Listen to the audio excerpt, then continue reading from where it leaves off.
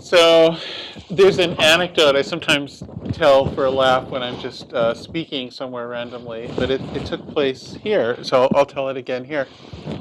Right around the turn of the millennium, I turned 40. I was born in 1960, and I was lecturing in this building, and a freshman walked in the room and looked at me and said, "Jaron Lanier, you're still alive?" I was like, "Oh God." Computer science is a little rough on you, because it just moves so fast. And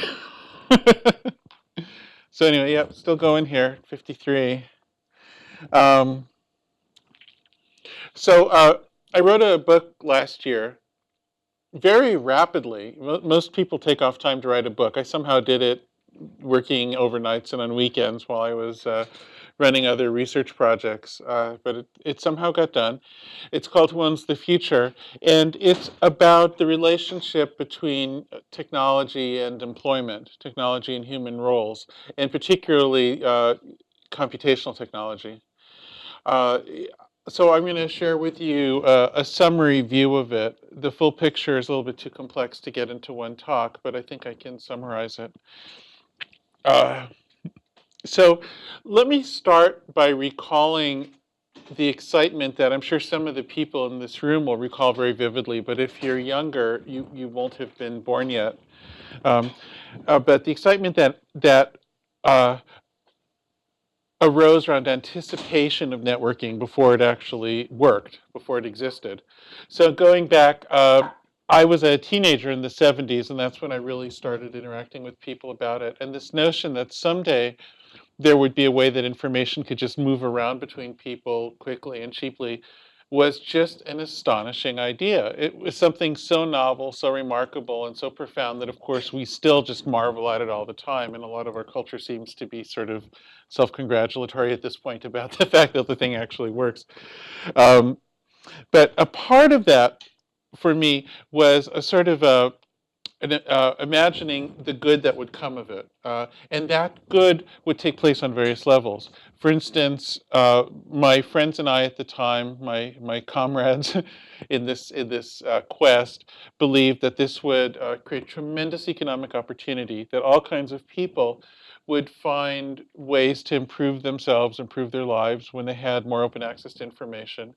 We also thought that it would serve as a kind of an inoculation against extreme power concentration. If you look at the history of how people treat each other badly, the recurring pattern is that somebody gets powerful and treats masses of people terribly, and the first thing they try to do is control communication. They try to control whatever the channels of communication are in the era in which they're being a creep, whether that's a TV station or the printing press or whatever. And so the notion was, well, if you have an open information system, it ought to make that pattern become more diffuse. So we're quite certain we're doing good things for the world. I was part of the generation that invented some of the rhetoric that's really become um, standard at this point. Last night I got in from New York City. I spoke at the United Nations General Assembly about this stuff this week, and it's remarkable to me to hear heads of state from around the world, the new cliches that they just parrot about technology and the future and the internet and openness are the stuff we made up in cafes in Palo Alto 30 years ago. A bunch of ne'er-do-well, hippie, freaky, geeky kids, and now this stuff is just the standard rhetoric. Um, and I, I found myself in a bit of a personal crisis around the turn of the century, the same time that this student was surprised I still existed, um, because I felt that much of what I anticipated was not playing out as anticipated. I'll give you a couple of examples. One of them is that I'd been very much part of the early movement to encourage file copying and open sharing of information, and being suspicious of copyright law. And I'm also a musician, a professional musician, and I was certain that if we allowed music to flow freely and through file copying, that what that would result in is more opportunity. that clinging to this old business model was silly and short-sighted. So I helped make up a lot of the rhetoric that still is extremely commonplace and is held dearly by many people. But what I started to see around the turn of the century is that actually musicians were doing worse and worse. Now, of course, there's still some who do very well at the very tippy top of a power law curve. But what I was seeing is that what had been a middle hump, what had been approximately a standard distribution of outcomes, was turning into a hollowed out distribution with, or what we call a long tail, a lot of wannabes and only a few people who succeeded. And this hit me pretty hard in a special way, which is that uh, there were quite a large number, I'd say a whole generation of musicians who had been enormously successful and revered, and well, not enormously successful, but for they weren't like superstars, they weren't Michael Jacksons, but they were people who had um, gotten into the upper middle class at the very least, and were famous and were cherished, but in later in life, they hadn't been able to hold on to health insurance in the U.S. They'd lost their homes, and it was getting to the point where every week I was being asked to get involved in some emergency fundraiser at a jazz club or something. And I started to realize this isn't just a few exceptions, this is the pattern. And so what I started to do was try to gather real data on what was actually happening to the people that I thought we were helping. And I found something that was really kind of extraordinary to me. One thing is that the number of people who were making a good living in the era of copyright was actually larger than I had realized. In the United States, there were almost a third of a million musicians making over $100,000 a year, which it's not as good as it's not like selling Instagram to Facebook or something, but it's a very nice living. You can live well on that, certainly. Um, we might forget that in Silicon Valley, but that's considered success in most of the world, and uh, and that number had been driven down to by 2/3 within just about 5 years. There was a total collapse, and it seems to be headed to much less than that. It's continuing to drop, and um, meanwhile, there's this mythology that there are all these musicians who are coming up and um, doing great by creating unconventional careers using network technology, where they promote themselves, they get fans to show up, and there's people just assume there must be a replacement force that's coming in. So what I thought is, well, if the new wave is not being captured by the old measurements, which wouldn't be surprising, let's try to measure the new wave and see what's really going on. And so I started to try to count individual musicians who were being successful. And I did everything I could think of to do it. I went to every kind of business that might cater to them. And I know musicians. I mean, I tried, and I went on the popular sites that support this point of view, like the Boing Boings and whatnot. And I called out, if you have any stories of somebody doing this, send them to me. I tried to find them. And when I wrote my previous book, which was published a few years ago, the number I came up with was about 5 individuals. I mean, it's basically, they exist, they're real. And I think today, if you're willing to really relax your standards, we might be getting up into the low hundreds on a global basis, and in the US, maybe 50-ish. So, it's ramping up, but we're not seeing thousands, hundreds of thousands, millions. We're seeing a very small phenomenon. And they're tenuous. What's interesting is the ones that I found a few years ago, of those, only one is still maintaining a career today. And so the thing is that this sense that there's this counter force of people who are creating a living in a new way is actually a fiction. It's a very popular fiction. It's kind of like the Satanists who steal babies or something. Like, it's this thing a lot of people believe is out there, but they are not actually out there. Um, there are people who pretend to be them, and it took a little bit of work to try to figure out what was real and what wasn't. But there are people who pay to create the illusion that they're making a living this way because it's fashionable. And then, in order to figure out who's authentic and who's not, sometimes you can just ask them, and sometimes it takes a bit more work. But in terms of clear-cut examples, they're very, very, very rare. Um, what is not rare at all is somebody who's extremely well established in the traditional system doing something like a giveaway on the internet for publicity. So if you're Radiohead or something like that, that works great. And there's a lot of examples of that. I don't think that should count. That's a publicity thing, and they still count on they still count on the traditional system for their money. Anyway, so just in terms of musicians, I found myself disappointed in the economic results. So then I wanted to look at, well, you know what, if it's just musicians and journalists and photographers, if it's certain specific classes, which are the people who are sort of dealing with information anyway, if it's the communicators, if it's those people, that's okay, because we can create institutions to support them. We can create new institutions to support investigative journalists. We can compensate. Society can figure that out. That's an acceptable failure because if it's part of a greater success. So that's where I was at for a while. But then I started to.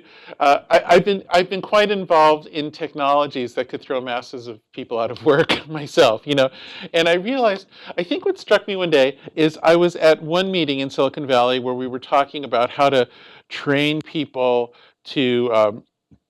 How can we use internet technologies and mobile technologies to train people in underdeveloped parts of the world so that they can have jobs? And the kinds of jobs we were going to train them in were service, manufacture, some agricultural, different kinds of things like this. But then that same day I went to another meeting where we were creating robots that would do all the same stuff. And if we chart the course, the expected course of the improvement of those robots, it's really pretty clear that any solution we could come up with for using our network technologies to train people would be very temporary, because we'd probably have a decade at most, and probably a lot less, before we made our training obsolete. And so any solution would have to have a very different form. So I became very interested in this problem. And I've talked to all kinds of people with all kinds of points of view on it, all kinds of different economists. And I've developed my own opinion about where the solution space could be. Some people find it quite radical. My last book, I think, is distinguished by having perhaps the most positive and just ebullient, ecstatic reviews I've seen in major publications about any book. I mean, the New York Times book is reviewing it as if it's the new Bible or something. And then I've also gotten perhaps the worst reviews I've ever seen. So the Washington Post review was treating it as like the worst book ever. So I have this incredibly wide range of responses, which I like a lot better than uniformly positive ones.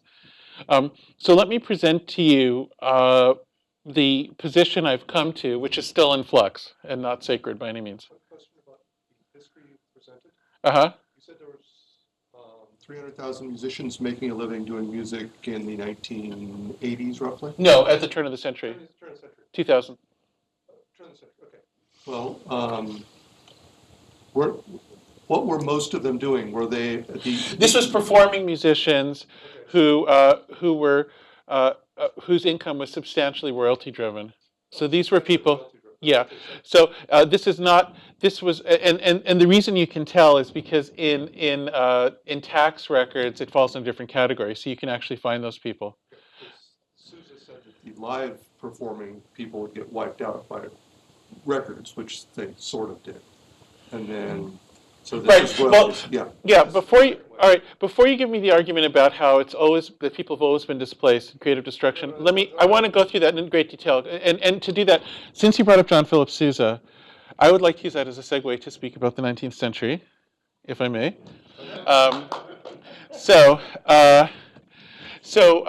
I'd like to present an overly simplified view of the history of technology and employment and economics in the form of a melodrama in 3 acts. And I'm obviously tremendously oversimplifying, and there'll be all kinds of exceptions. But I just want to try to give a very quick picture.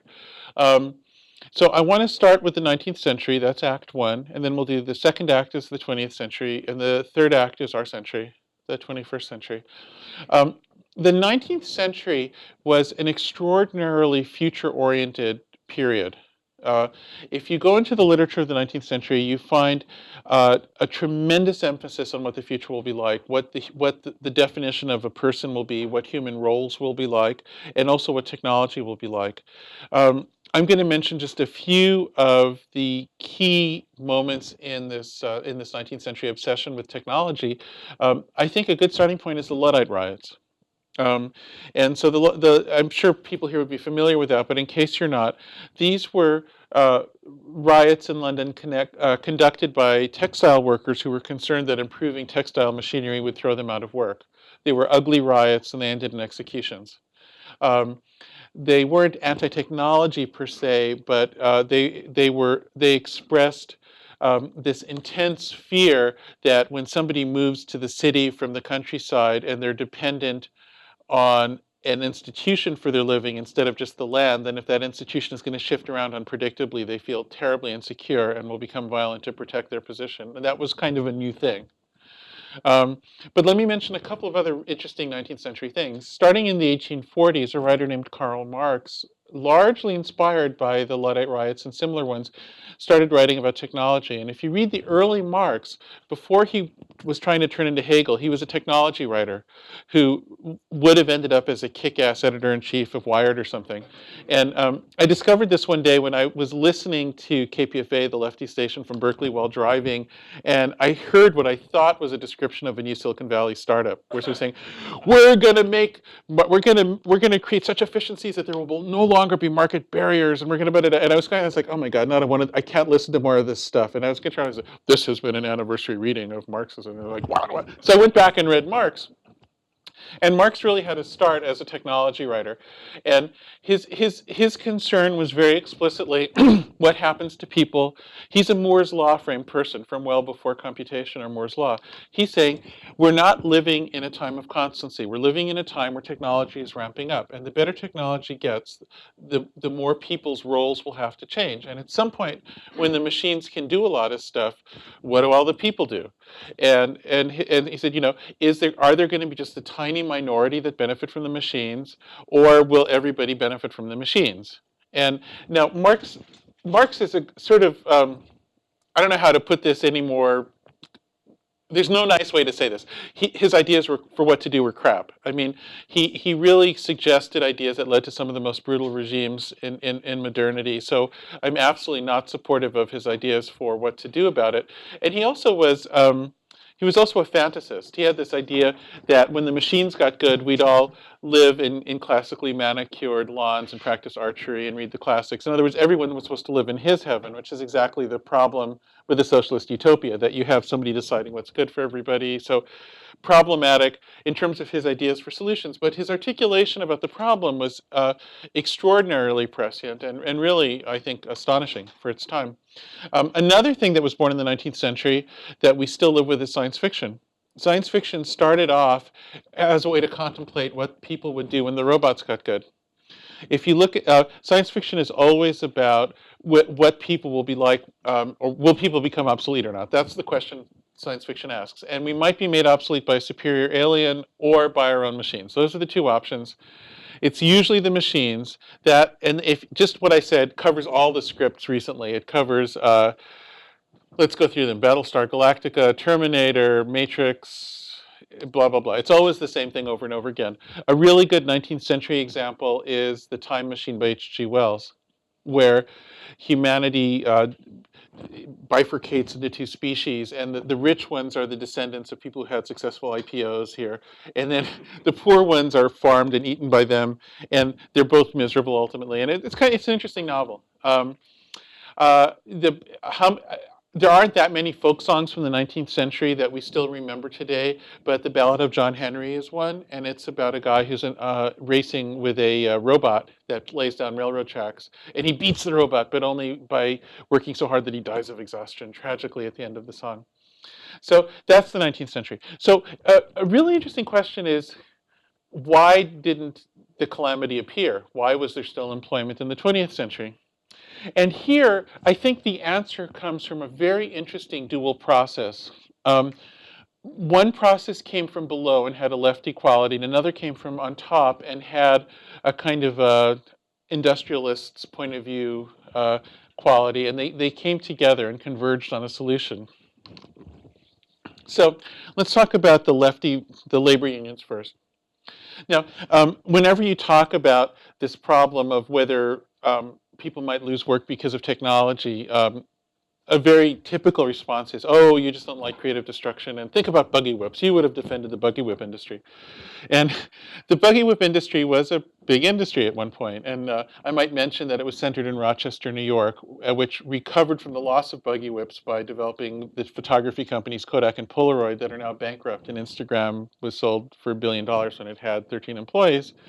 Hopefully, some of them Stanford graduates who will give generously or something. I have no idea. But anyway, uh, the um, uh, but anyway, let's go back to the buggy whip era. I don't. How many of you have actually dealt with horses? How many of you have ridden horses or raised them? So horses are great, aren't they? They're just wonderful animals. But if you had a job where every day you were given some horse not of your choosing, and you had to deal with it, you had to brush it, you had to deal with not getting kicked by it, you had to deal with its poop every day, you'd be pretty unhappy, right? It's hard. That would not be an easy day's work.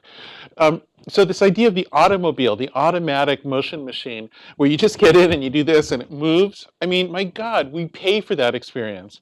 We pay to have nice sports cars. We love it. So if you go back to the literature during the transition years from horses to automobiles and trucks, one of the things that was often said is, well, if somebody's going to be driving one of these automatic horseless machines, why the hell should they be paid? That's fun. That's easy. They're not covered in poop, and they're not at risk of getting kicked, and they're living in luxury. Why should they get paid? It's a really interesting question. And and yet we have Teamsters and cabbies and all these people. So how did that happen? So as I mentioned, there are two processes that came together. The labor union fought really hard to create jobs, even if those jobs were not so miserable that even if they were less dangerous or miserable than previous jobs from older tech generations. Now, this is an interesting challenge because if the job's really easy and you can just sit there and earn money, why wouldn't everybody want to do it, and why wouldn't there be a spiral to the bottom in terms of wages, just like we see on Mechanical Turk or something today, right? Why wouldn't that happen? And so in order to create wages, despite the fact that the work wasn't miserable or dangerous, they instituted really awkward, bureaucratic, inefficient, corruptible exception cases. And so these were called licenses or union membership or certificates or whatever. There was this whole weird structure of ad hoc little latches that you could achieve to keep other people out of the job. And I call them levees in the book, like the little dams that keep water in an irrigation system. Now, this is a really imperfect system. I should mention that even though it has a much older origin, academic tenure was one of these in the 20th century. So don't feel yourselves not to be a part of this. You very much are. So anyway, so that was the labor movement, and it with tremendous effort created a sense of wages even for jobs that weren't miserable. Meanwhile, what's fascinating, I believe that in itself wouldn't have worked. Henry, by itself, I think it was an essential but not sufficient process. Henry Ford, the great entrepreneur of making buggy whips obsolete, was, by the way, a racist bastard, but let's get that out of the way. He was also a successful entrepreneur. He was perhaps even more than what Steve Jobs was to us recently. He was an extraordinary man of his time in terms of building industry. And one of the things he said is that there cannot be a market economy without customers, which seems quite obvious. And so he said, if we're building our product base, if we're building our industry, we have to build customers or we will have no industry. And so the idea was that the Model T and the other early cars had to be built in such a way that they could be afforded by the people who made them. And he had to set wage standards in the whole economy, starting with his own factory, such that people could afford the products they were building. So he had to. So in a very weird way that neither of them would ever admit, because they would certainly hate each other's guts, these two forces of necessity actually work towards the same goal, which is really an extraordinary marriage of convenience that nobody would ever admit to. So both of those things took place. And this, by the way, is something that always amazes me when I talk. There's a tremendous fascination with Ayn Rand style libertarianism in Silicon Valley, of course. And I'll say, well, how can you have a market economy without a customer class? It just won't work. You have to have some kind of a bell curve distribution. If you have only successful entrepreneurs and nobody to use their products, it falls apart. But we'll get back to that. All right. So now we've made it to the 20th century. Now we come to the turn of the century. We come to the 21st century. And in my view, right around the turn of the century, kind of on the mark, Silicon Valley made a decision to renounce the covenant that had made the 20th century work and decide, you know what, by the time computation's getting so cheap that all the stuff's just there in your pocket or something, at that point you don't get paid. I mean, for God's sakes, that's just too easy. So we're not going to pay people anymore. That's approximately what happened. Um, I Now, I should say it's not our fault. What had really happened is that in the previous couple decades, 2 or 3 decades, some other industries had discovered something about computation that we were actually slow to get. Because when it comes to capitalism, Silicon Valley was actually a little slow, I gotta say. Um, Early on, financiers realized, hey, if you have a big computer, you can just use it to outcompute everybody else and just pull money out of the market. I mean, for God's sake. So we'll get big computers. So from very early on, as soon as Moore's law allowed computers to be big enough for anything to happen, it did happen on Wall Street. So we had the first flash crash, not recently, but in '87, way early on Moore's law curve compared to now. How many of you know what long-term capital management was? So I'm not seeing too many hands of young people go up. Congratulations, sir. What I always say to young people, if you're Americans, and actually even if you're not Americans, you really should know about this because you will be paying for it your whole lives. So you might as well know what you're paying for. What? And your kids, yeah. So what it was is it was one of the early schemes where somebody used massive amounts of computation to try to find slight advantages using just statistics and just inference and projection to optimize investments in a marketplace just to pull money out of it. And it was done with great fanfare. They had a bunch of Nobel laureates in economics as advisors so that it would look very proper, and they got a bunch of money in. Now, there's an interesting thing about computation in economics, which is all right. Now, let me just say a couple of extremely basic truths, okay? It's an extremely basic truth that statistical projection will be valid for a smoothly changing variable in reality for a time, right? That's, if there's something smoothly varying and you're charting it, you'll be able to predict it a little bit. The problem is that lacking any underlying theory, you don't know for how long you'll be able to. Okay. Now, there's a very fashionable idea in some quarters, I hope not here, that because we have such big computers now, we don't really need science and theory anymore because we can just use statistics and projection. For instance, a guy who's a friend of mine and lives as my neighbor actually, who was the editor-in-chief of Wired for a long time, Chris Anderson, wrote a famous essay a few years ago, which was called something like The End of Science or The End of Theory. And the idea was that we just use big computation to correlate and extrapolate, and we don't really need this whole idea of theory and scientists and all this stuff. We just have computation now. But the problem with that is that reality is not some big, continuous, smoothly varying thing. Reality has structure, and if you can't talk about that structure, you have absolutely no way of knowing for how long your purely statistically derived projection will be good. It'll run into some kind of wall. And so what always happens with these schemes that are done, this sort of idea of a remote control money machine always hits a wall at some point, and then guess what happens? There's a gigantic public bailout because it's super highly leveraged because everybody believed in it totally. So there was one of these fantastic failures of long-term capital in the 90s, if I remember correctly, and we're still paying for that one. That was a huge one. But then I think that one in a way was forgivable because I think people went into it with just, I mean, it was like me when I was talking before about the wonders that people sort of were not experienced with it, and they just thought, wow, it's computation combined with statistics, combined with data. It's an automatic money machine. You just press this button and money should come out, right? It's automatic. So they just believed it. And so then it turned out not to be true. The thing is that afterwards, people continued to do it without learning the lesson. So there's another one a little later called Enron. You guys know about that one?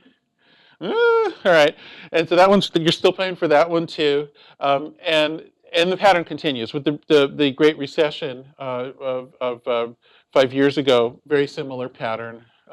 It works for a time until it breaks. It's not too unlike, I mean, in a sense, it's like traditional market bubbles and failures, the old tulip craze.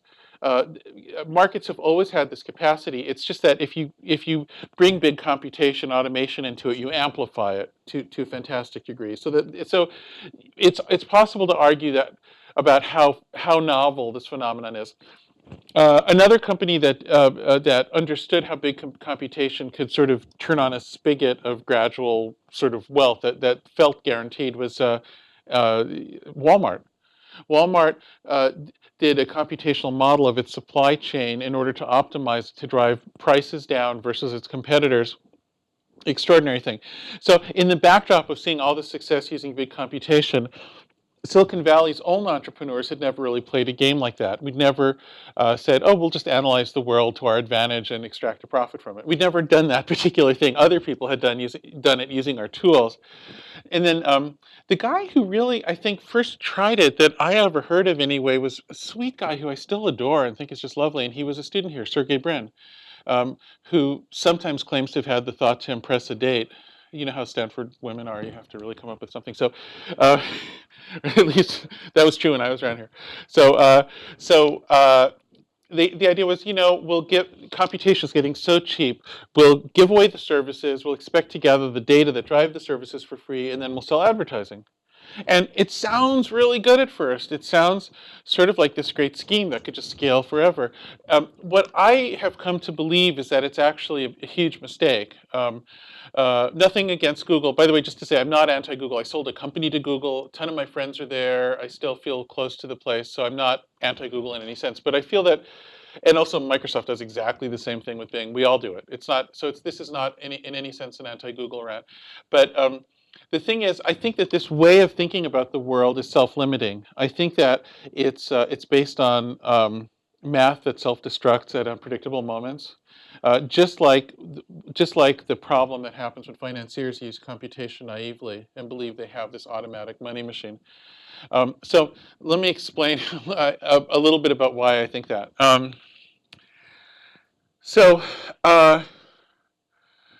Wow, how do I even begin? Let me go back. I started a little earlier talking about musicians as a particular class and how I felt that employment for musicians was not enjoying the benefits that had been predicted. And the next question to ask is that an isolated or exceptional case, or does that portend something larger for the economy? If it's exceptional, then we can deal with it as an exception. If it's not exceptional, then we have a bigger problem. So I've come to believe the latter. And so there's several reasons for that, but the first one I think is pretty obvious, which is just that there are waves of technology coming up that will just throw traditional employment into turmoil and could create mass unemployment waves. So I'll just mention a few of them. I've participated in the creation of many of these. I'm sure many of you have too, because they all come from right around here. One of them is self-driving vehicles, which would undo the jobs of all those cabbies and truck drivers I was talking about before. And the first one that worked really well was the Stanford team responding to the DARPA Grand Challenge. So that came from right here. 3D printing is another one. 3D printing is currently a hobbyist thing that makes little knickknacks, and it's not much of anything. However, in principle, anyone who understands it can see that it could be refined to the point where it could be spitting out future tablets or something. They might not be the very best ones, but they certainly could be functional. And we can, if we project ahead 10 years, 20 years, we start to imagine, I think realistically, 3D printing creating fully functioning mechanisms. The economics of 3D printing could have extraordinary efficiencies where you could have hyper-efficient recycling because you'd have records of how something was built. So you could unwind objects that had been printed. You'd have probably a new cartel economy around the antecedents for 3D printing and a few other dysfunctions. But overall, it should create a tremendous increase of efficiency. Another example, when people talk about the future of employment, they often say, well, the kinds of jobs that will survive are the ones that are sort of very human touch, like nursing or something like that. But the thing is, if you look at the progress in robotics for nursing, particularly in a few hotspots where this is happening in Japan is of great interest, you see incredible progress and rapid progress. You see, and it's kind of a sensible progress because the truth is that intensive nursing is unpleasant work. It's analogous to that horse problem I was mentioning before, for similar reasons, and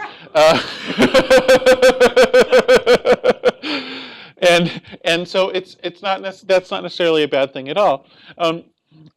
As anyone in this department knows very well, a lot of jobs that have traditionally required considerable intellectual effort are automatable. We know that mid-level legal researchers. Hey, by the way, guys, I just want to say I'd love if you have a question, please ask. But if you're whispering in the back, it kind of is distracting. Is that okay? I'm sorry. I always give my own students hell about it, so I feel like I should do it while I'm here too. So you can text to each other. You can sit there. Anyway, so so what we see is field after field where we had assumed that you'd need a real person there. We have a potential to substitute one form or another of an information system. Um, Furthermore, even in cases where that's not true, we can bring in hyper efficiencies using information systems. And a great example of that is MOOCs, where I have no doubt that Stanford and its brand and its desirability would survive any scenario like this. I'm not so sure about Hayward State across the bay. I'm not so sure about, I mean, basically what we could end up with is very much like YouTube videos or something, a sort of a power law distribution with a few institutions that draw everybody and then a massive number of wannabes that go bankrupt and disappear. I view that as unacceptable, with all due respect to institutions like Stanford, which I value and obviously tremendously. But it depends what you think education is. And I can get this thing about the future of MOOCs and education is interesting, but I'll leave that as a separate discussion. At any rate, in all of these different areas of human endeavor, you can see that the very technologies that we love to work on the most could create massive unemployment. And yet, there's something fishy going on. And here's the way I see it. If you go back to early computer science, the early culture of computer science from before I was born in the 50s, the first generation of people interested in artificial intelligence had no idea what to expect. And you shouldn't, it's not proper to make fun of reasonable hypotheses from an earlier era that turned out to be wrong, because I'm positive some of ours and mine will turn out to be wrong too. But there was a kind of a sense of incorrectness from a later perspective, because in the first generation of AI, famously, there was the sense that if you could just come up with the right formula, the right compact representation, you could do things like translate between languages or interpret all these things that these days we think of as being problems that require big data and statistics, right? And so there's been a transformation of our assumptions about how to solve certain kinds of problems. But if you go back to the early days, there was this. My great mentor when I was a kid was Marvin Minsky, and he'd been part of this generation who really had thought initially that you could just come up with the perfect little parser to translate between languages or something.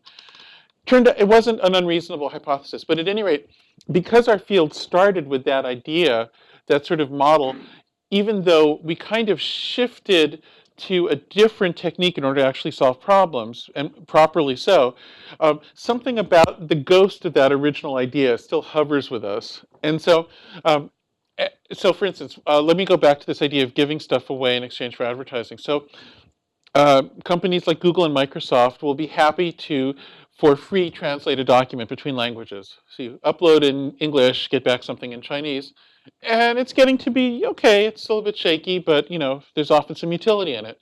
And so the way this is talked about in public and the way we tend to present it is like there's this big electronic brain and it's translating your documents for free, and what a great benefit.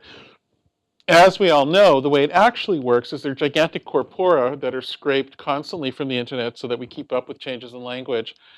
And we correlate the input document with these corpora and then calculate an output. And so the thing about that is that there are real translators who are sitting there behind a curtain, and we're pretending that they don't exist. We're pretending. So the thing about anytime you have a big data solution, the key thing to remember, the key insight here, is that there are no mystical aliens or angels or sort of weird supernatural beings that provide big data. It all, like, if there's big data in somewhere, somebody had to do work to put it there, unless it's invalid.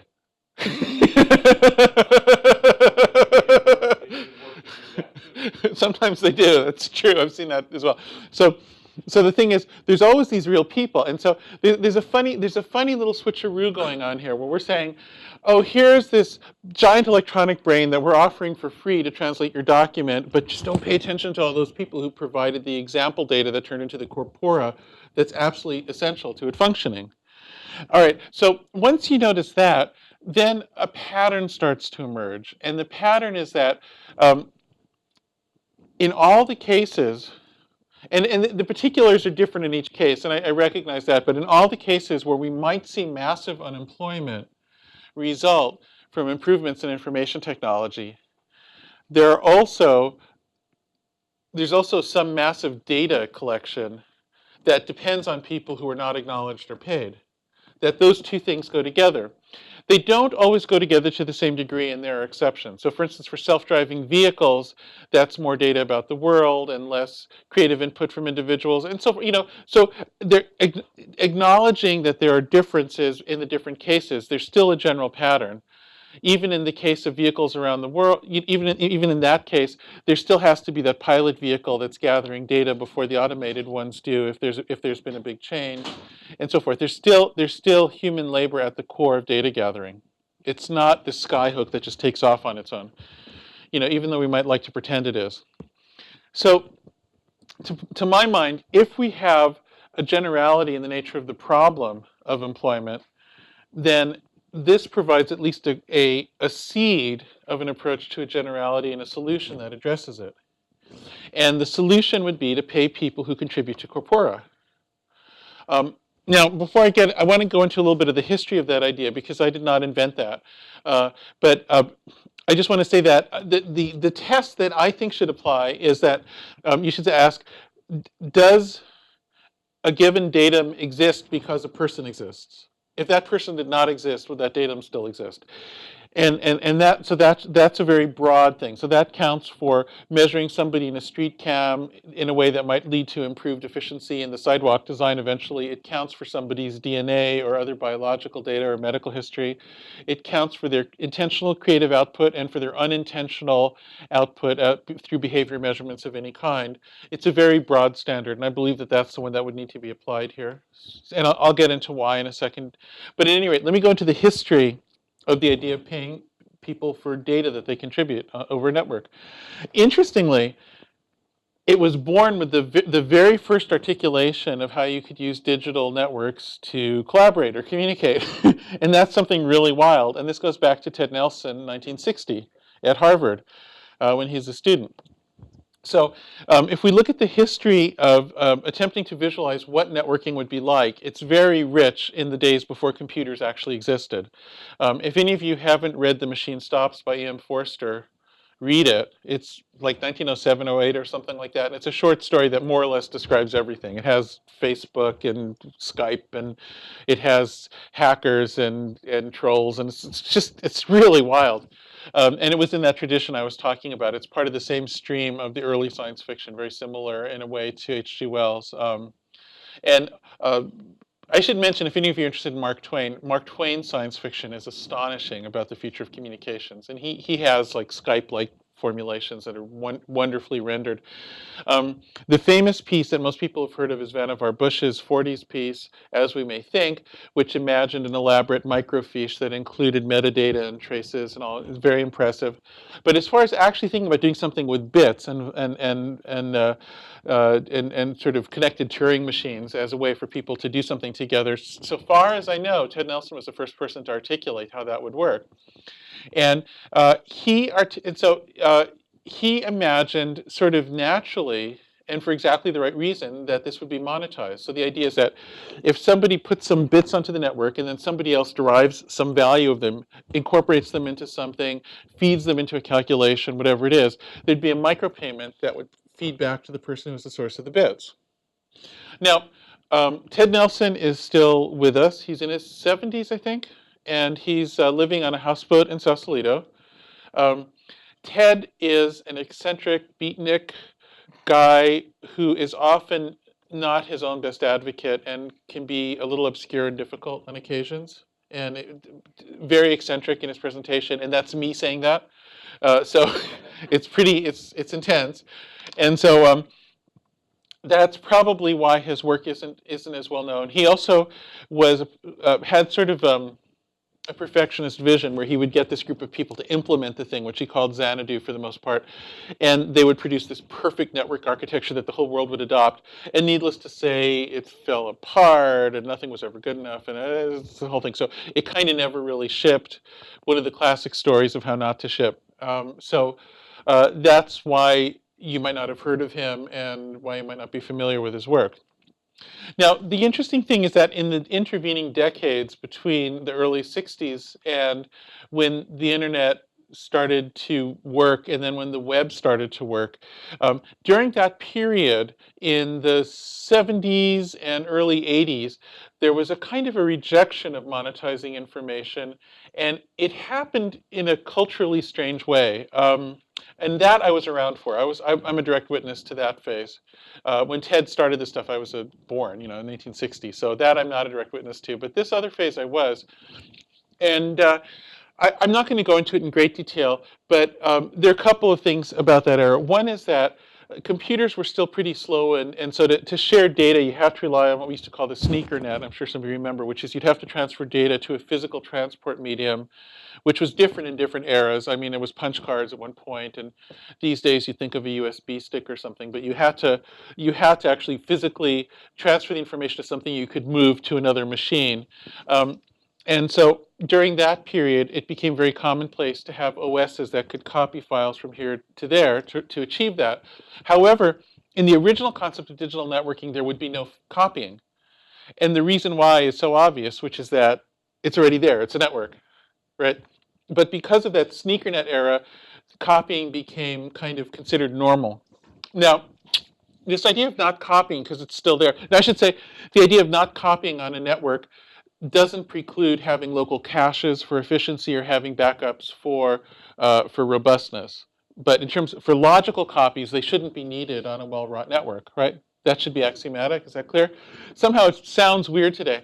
It used to sound totally normal. In the 70s, when I was a teenager, and I would worshipfully visit Xerox PARC up the road. And during the era when Alan Kay was there and building these amazing prototypes of the machines that we think of as normal today, I remember seeing copying in the Xerox PARC prototypes.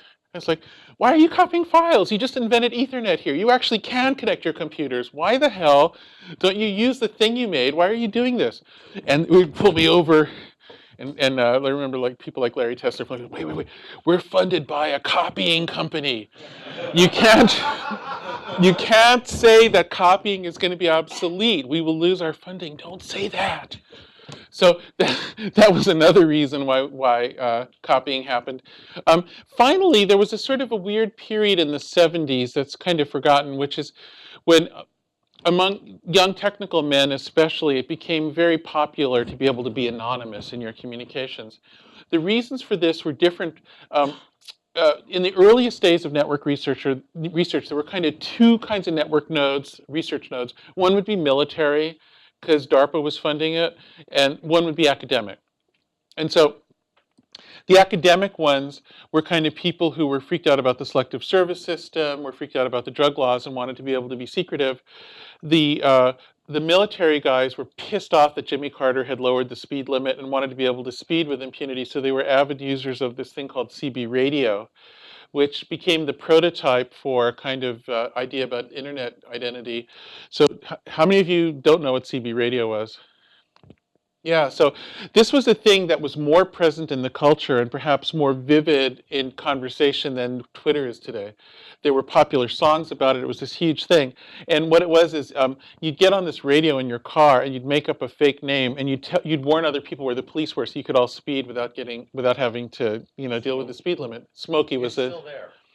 it's there, but it's not as present. I mean, but so anyway, there were all this very weird combination of historical and social circumstances led to this idea that everything can be copied and lose provenance. So when you copy something over a network, you actually lose value because you lose the provenance, and you create inefficiencies because you're duplicating storage requirements.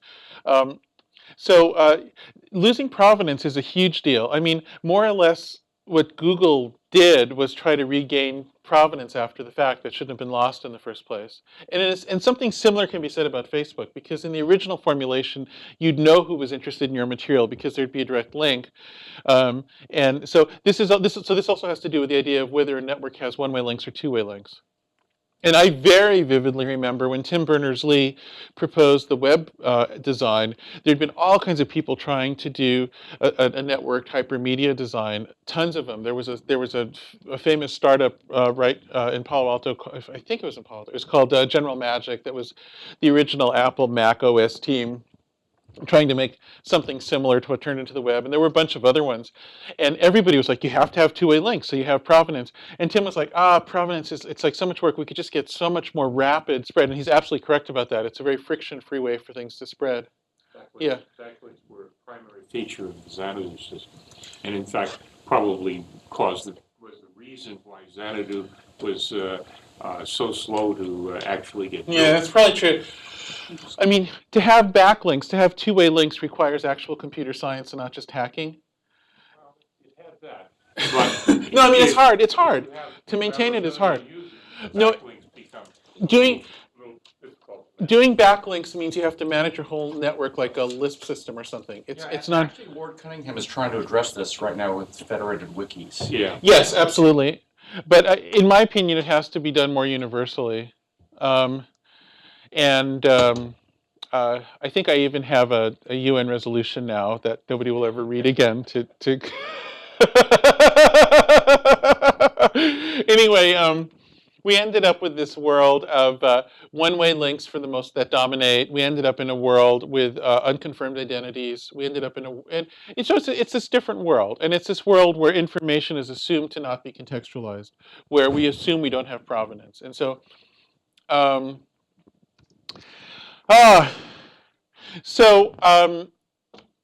The problem I have with that is that if we go from where we are with all of these waves of new technology that I am still as enthusiastic about as ever. I'm a very strong believer in self-driving vehicles, for instance. My mom died in a car accident. I think people are terrible drivers. I want our cars not to hit each other anymore. All right, I mean, it's just like that. It's that simple. So that has to happen. That's not an option. That's a necessity. 3D printing is also a necessity. Our current manufacturing practice of going anywhere in the world where people work for less and then having this enormous movement of raw materials and products on these huge ships around just to do that, it's just moronic. We can't keep doing that. That's like a stupid way to run a world. So these things are necessary. They're good. However, obviously we have a problem with employment in that world. So some of my friends, I would say I have a lot of friends who tend to either a sort of a libertarian extreme or a lefty extreme who aren't bothered by this. The leftists say, this is great. If there's massive unemployment, it'll finally force the revolution. And I'm like, we had the revolution in the 20th century. They did it in Russia and China. It really sucks bad. Let's learn from that instead of, let's not have that one again. We did it. It sucks. No, like if you can't accept that an experiment has taken place and generated a result, you've really got a problem. Like you've got to be able to see that. But then the libertarians also have a little bit of a strange this attitude that even if structurally you create a society that's based on a power a power law where only a few succeed well and everybody else isn't wannabes, it doesn't matter because, and there are a couple of ways that this is explained away. One way is to say our technology will get so good and cheap that even the people at the bottom will do well. They'll be the one, they'll be, in exchange for an ad to go to a cafe, there'll be a free robot that does your heart surgery or whatever. And so there's that sort of attitude, or this sort of like, well, the people who aren't really contributing don't deserve to be part of it anyway, and this sort of let them fail kind of a thing, which I just think is phony because we do rely on their data for what we do. It's just not true, Yeah. How long do you think large quantities of new data will be necessary to provide basic goods and services that are good enough? Right. So that's a point I go into in my book. So presumably for any given digital service, there's some threshold point where it becomes at least commercially viable because it has enough data, and then other data might refine it. But so, for instance, I think the corpora we have for machine translation between languages are probably need to grow. I don't think they're adequate yet. But at some point, the thing will start to, it's performing better and better. So we could say it's asymptotically approaching some sort of an acceptable level. And then at that point, you might say, well, we have the data. So there are two answers to that question about the long-term value of adding to corpora. One answer is that presumably there'll be other digital services.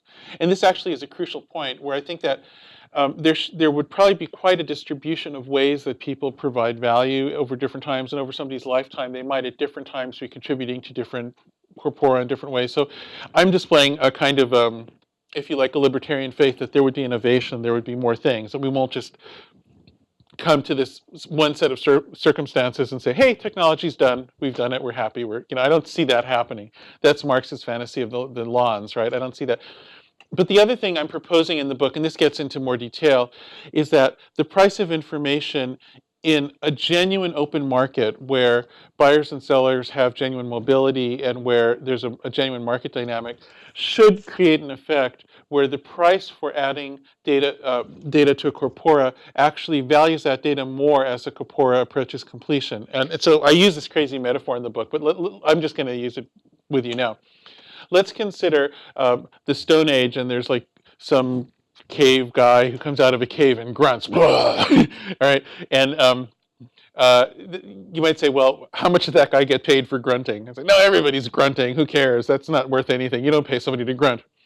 But these days, in specialized circumstances, a movie star might get $1 million per grunt, depending on the script, right? So in context, a particular grunt might actually be worth quite a lot. I'm thinking of Arnold Schwarzenegger, our former governor. But anyway, but the point, I actually did find some cases where people made $1 million a grunt. Okay, so the thing is, it's very contextual. You can't, if you're going to believe in market dynamics, you can't assume the price in advance. You have to let the dynamic determine it. So what I'm thinking is that there should be a sort of a curved space effect. The underlying metric should be based on there would probably be a scarcity of data that improves a corpora after a certain point, and the price per datum should start to go up then instead of down. And I believe that in the overall system I'm proposing that would happen. So I think what would start to happen is there might be windfalls for people who can grunt just right or provide that one little example that gets used.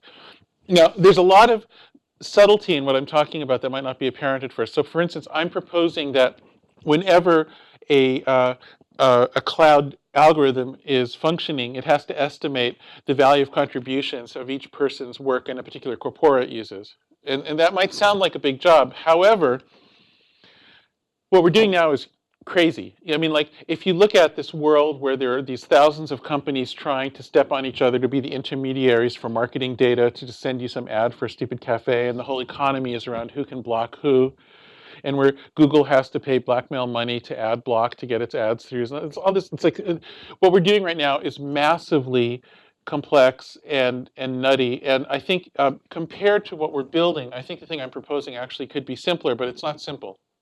It's rather complex, and there are a lot of really interesting algorithmic subtleties about when you can compute values and when you can't, and how you deal with that. And also, I don't want to. Even supposing you could, yeah. what I'm more curious about is what will compensate the children of 2050 for. I mean, Right. right now the data are extremely valuable, let's suppose, and let's suppose we could do the attribution problem and compensate people by your model. What, Run this out 50 years and I now there's guess a new here's person. here's the way I'd put it. Let's say it's 50 years from now, okay? And people have a choice. They can become complacent with some technology base, and they say, our cars drive themselves, our products are printed, we have no wants, there's no need for innovation.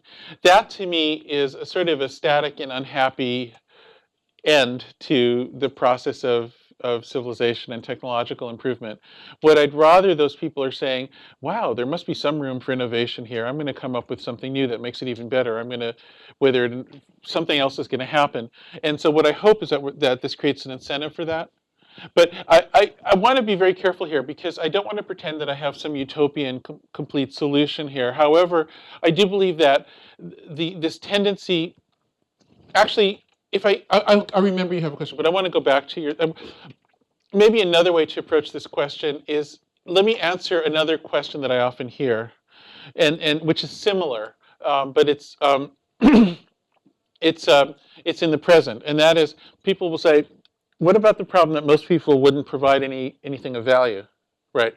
What about the problem that most people aren't creative, and that's an interesting comment. And what I always say to those people is, you might be right, but you might not be. So let's keep an open mind about the distribution of value in an information economy, because we don't know. And there's some evidence that ordinary people are already providing data that's valued by markets as being remarkably valuable, even though they don't see that value themselves. And you're hopeful that that match could be maintained Yeah, over but decades. but let me just say two things about present value.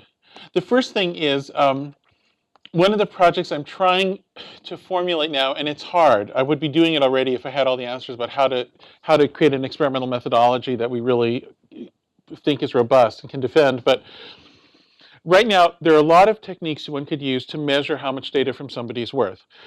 One way is to look at what third-party intermediates value the data at, and so there are all this whole world of marketing people that are, like I say, stepping on each other's toes and blackmailing each other to try to get between your data and somebody who's willing to pay for it. It's a crazy, insane scene. But there are other measurements. For instance, when you pay less because you sign up for somebody's frequent buyer program, you use a card when you shop for groceries or when you get a plane ticket, you're entering into their information system and they view that as valuable. And a portion of that is the value of your information. Now, a portion of it is locking you into something, so they're paying you to reduce your mobility. But those two things are somewhat fungible, I'd argue, in the big picture.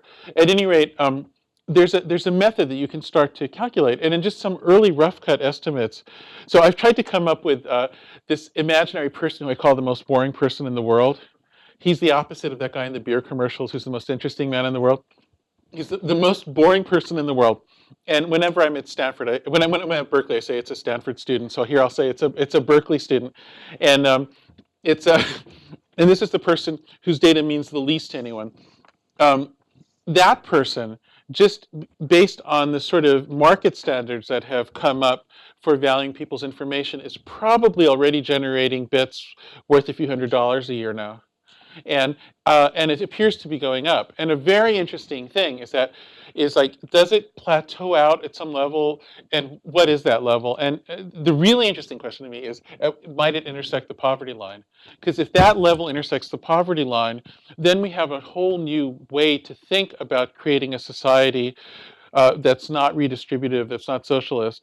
But anyway, the thing I want to point out is that every time there's a new wave of what we might call automation or hyper-efficiency through digital systems, there's a new value placed on the information from people. So each one of those also values that information as being higher and higher.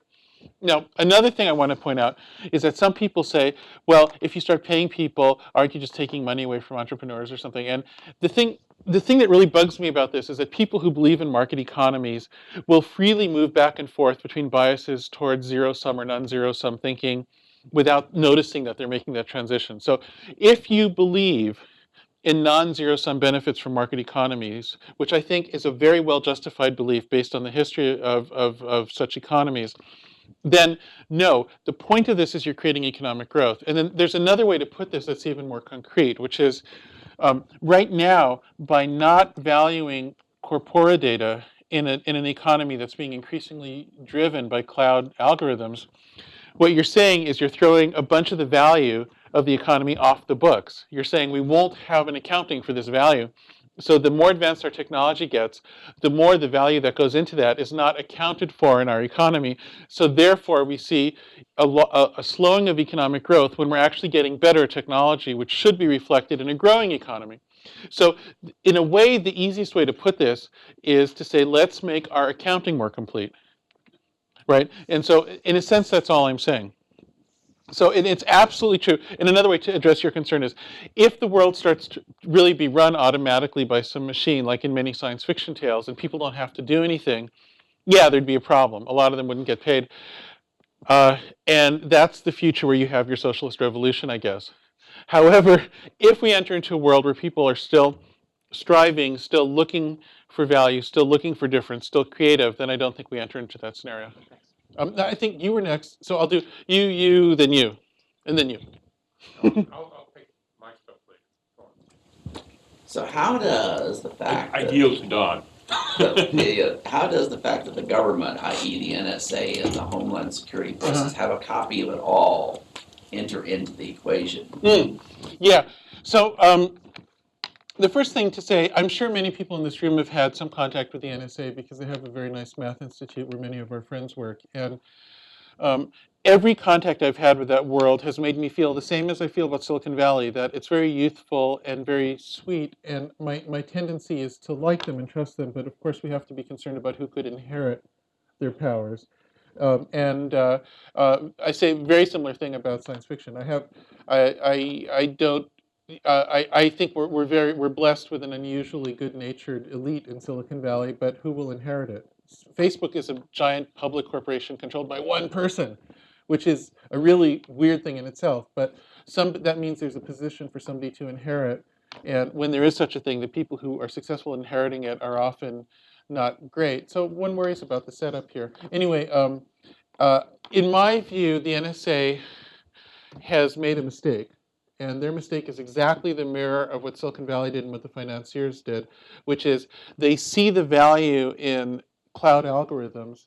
And because they, by definition, will tend to work a lot at first, they are mistakenly thinking that they have this automatic security nozzle that they can turn on and calculate security. And the science is bad behind that. It doesn't really work that way. And so I think there's this something for nothing automatic benefit kind of thinking that overtakes a lot of people, because initially it is like that when you have big computing. It just doesn't last. And so I'm concerned that they're fooling themselves in that particular way. I think there are a lot of very fine, smart people there. Unfortunately, the mathematicians do not run it. They only work for the people who run it. And so I would rather see the NSA run by the mathematicians, who I think are smarter than the people who are paying their salaries in that case, but such is often the case. Yes?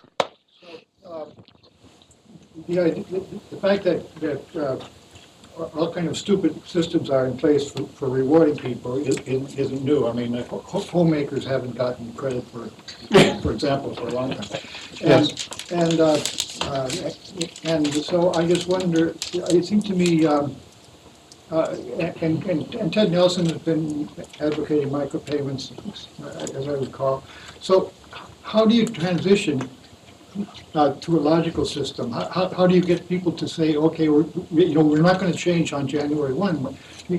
How are you going to get there from here? Yeah. So first, I use the example of homemakers in the book as one example, as a metaphor. So I think it's exactly right. You've absolutely asked me the hardest question, and I'd expect that's what I would expect you to do. And it's easy to write a book. I did not say it was easy. No, I was saying it in the spirit of, I can't believe what I did to myself. It was not easy at all. It was torture. I can't even, I have a friend who's a wonderful physicist. He just sold his first book, and he's like, oh, did I get the right advance? Do I have the right agent? Is my editor good? Do you like my proposal? I say, don't worry about those things. You're going to find out what to worry about very soon when you have to write the damn thing. It's like, you don't even, Anyway, so to answer your question on the transition issue, that's by far the hardest question in this whole sort of way of thinking. I go into some ideas, admittedly somewhat vaguely in the book, because I view this as a very early phase in thinking about this stuff.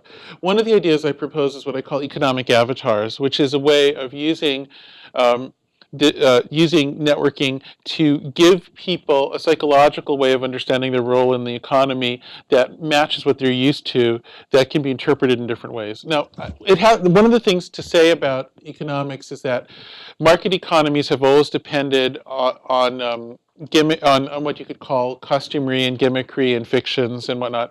For instance, when there's a sale, you say, "Oh, I got a bargain." Well, not really. You just paid the price that was working in the market at that point. Like there's no such thing as a sale. I mean, it just doesn't. It's a psychological ploy. And don't even get me started about Groupon. Oh my God! But anyway, so we lie to ourselves. And another neighbor on the other side in Berkeley is Danny Kahneman, who's one of the pioneers of bringing psychology into economics and recognizing that if you assume that all the actors in an economy are rational, you will not model that economy accurately because people are not necessarily rational. And so what I'm proposing is, in a sense, extending what has been necessary for people who are retailers or really any kind of service provider or goods seller in the past, and to create fictions, but ones that are viable. And so, for instance, I talk about a scenario where somebody thinks of themselves as still living in one regime where they're not getting paid for their information, they get stuff for free. But I believe that over time, eventually, the balance would work out in their favor if they switched, and they would get this little notice saying, "Hey, you've been doing this for a while. If you want to start thinking in the new way, you're owed some money, but it's up to you." The other thing I feel very firmly about this is that a transition has to have many more winners than losers. It has to be win-win as much as possible. And I want to be clear that I'm not a socialist, or I'm very fond of my friends who've done well in Silicon Valley. Silicon Valley has treated me extremely well. Just for what it's worth, if anybody's counting, I've sold companies that are parts of Adobe, Google, Oracle, and Pfizer. So I'm a serial startup entrepreneur as well as the other stuff. I love success. I have no objection to it. And I love the idea of a distribution of outcomes where the society makes room for high performance people. All of that makes total sense to me. What I do think is that the society needs to have something like a normal distribution of outcomes in order to be sustainable. It doesn't have to be perfectly that. But if you don't have a big hump in the middle, you can't have your politics remain uncorrupted. You can't have customers for your market economy. And I can go over the other theories about what makes a society work, but all of them are ruined if the distribution deviates too much from normal. And so what I think is if you... you know what? I just talked myself into forgetting my thread, so my apologies for that. But anyway, the economic avatar is one potential answer. I have some other ideas as well that I propose in the book. This idea, like you said before, of the having your Safeway card or something, where everybody thinks they're getting a reward instead of a salary. Is a transition mechanism. It could very well be. I mean, the problem with we have this sort of fake barter economy now where people say, "Oh, I'm getting benefits that aren't money. I'm getting lower cost rides because of Uber. I'm getting lower cost education because of MOOCs. I'm getting lower cost whatever because of Groupon. I'm getting lower cost groceries because of my Safeway card."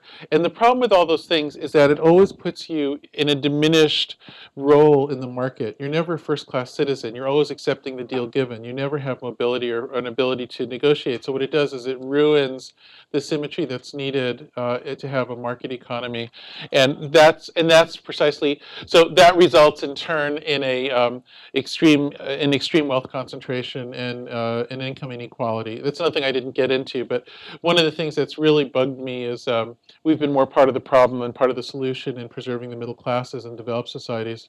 Three more minutes before the video stops. So. But then you can do the really cool stuff. Yes. There should be a reward for being live. So say Oh, so this is the video part, yeah. And I feel like I have to, so if I only have a few more minutes, let me just say, I feel like I've only barely scratched the surface on this body of thought. And the book was written quite quickly, and it also is only barely a scratch. But research is continuing. I won't embarrass him now, but a graduate student from the department worked with me as an intern over the summer on building some models of some aspects of it. So we're trying to make things more formal and more robust. And it's a process. And I should also say something about my expectation for time frame. I think the time to figure this out is between now and a couple decades from now. I don't think this has to be fixed tomorrow. I think this has to be fixed before the massive waves of unemployment would come about from improved technology. So we have a little bit of wiggle room, but now's a good time to start sorting it out. I also don't think that the ideas I've been talking about are necessarily the only way to approach it. There's some others that have some similarities and some differences that could also be talked about. I'm not ideological or adamant that I know the right way or anything like that. I am adamant that the existing ways that everybody talks about, like when somebody says, oh, we're improving the future of our economy with social networking or something, I don't think that works. I think that just concentrates money with whoever has the biggest computer. This is actually the final point I'll make. One of the ideologies that drove me tremendously in the decades of anticipation before all this stuff started to work was that if information was open, it would be this great equalizer where all kinds of people would be empowered. And the thing that I realized too late is that if everybody has access to information openly, it does not create equal opportunity because some people have more effective computers than other people. So the truth is that you could go scrape the internet just like Google. I mean, it's just out there, just scrape the web, but you don't have a city-sized server farm to process it. And so you could also calculate your way to a seemingly perfect market position, but you don't have the big computation and the hookup to do high-frequency trading. So there's a huge differential in how powerful and how effective computers are based on their positioning, based on their size, based on the people who work with them, based on various things. But that differential is gigantic. It used to be that if you look at who the richest people are in societies around the world, they tended to be closer to either political power, an oil field, or some kind of narrows of trade or something like that. But increasingly around the world, at the United Nations I saw this, when you meet rich people and you ask them, well, what's your gig? Why are you this billionaire? They're always close to some big computer. Increasingly, they're like, oh, I run the trading system here, or I'm running the cell network here, or I'm running the giant data exchange or the social networking in this giant emerging economy or something like that. Everybody's always close to some computational thing. So that's obviously not a sustainable way to run a civilization. I think with that, Yeah. thank you and applaud. Sure, and I will get your questions.